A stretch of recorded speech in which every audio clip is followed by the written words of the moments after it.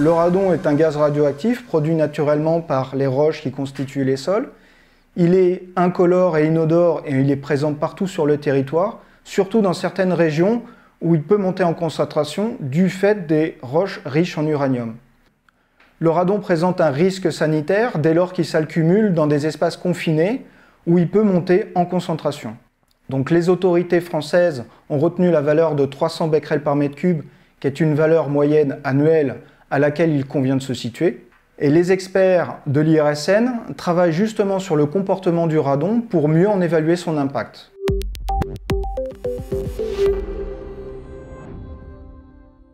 Alors depuis 2018, afin de garantir la santé des travailleurs, le risque radon est intégré à la démarche générale de prévention des risques professionnels.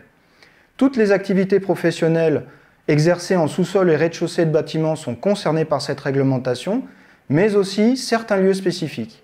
Concrètement, l'employeur se doit d'entreprendre une démarche d'évaluation de risque pour ses travailleurs.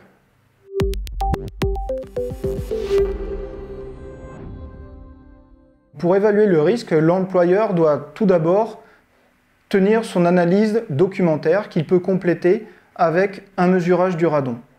Donc cette analyse documentaire consiste à s'appuyer sur des éléments tels que la cartographie des potentiels radon qui classe les communes de France en 3 catégories, mais aussi sur les caractéristiques physiques de son lieu de travail, à savoir que plus un lieu est confiné, mal ventilé et mal étanchéifié au niveau de l'interface avec le sol, plus le risque radon peut être important. L'employeur peut lui-même faire son propre automesurage avec des détecteurs passifs. Ces appareils sont peu coûteux et délivrés par des laboratoires accrédités. La mesure dure 2 mois avec un protocole défini et ces appareils sont retournés au laboratoire accrédité pour analyse.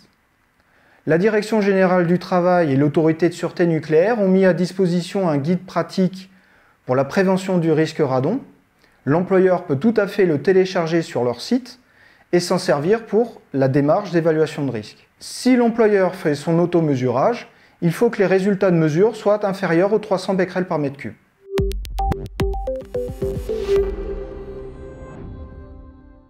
Donc, si la mesure dépasse les 300 becquerels par mètre cube, l'employeur se doit de mettre en place des actions de réduction en vue de réduire l'exposition au radon.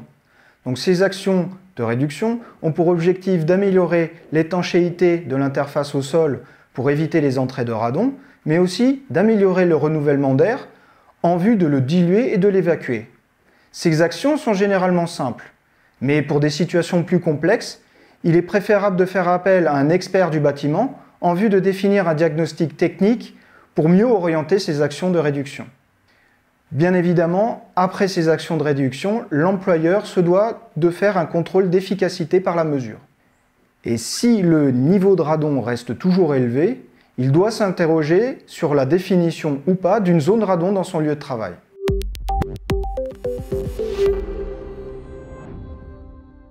L'employeur se doit d'identifier toute zone où la concentration en radon est susceptible de conduire à une dose efficace de 6 millisieverts par an pour un temps d'occupation forfaitaire de 2000 heures par an.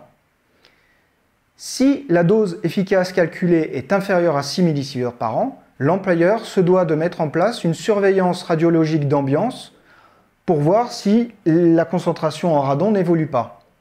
Si la dose efficace calculée est supérieure à 6 millisieverts par an, l'employeur doit mettre en place un dispositif adapté de protection renforcée pour ses travailleurs.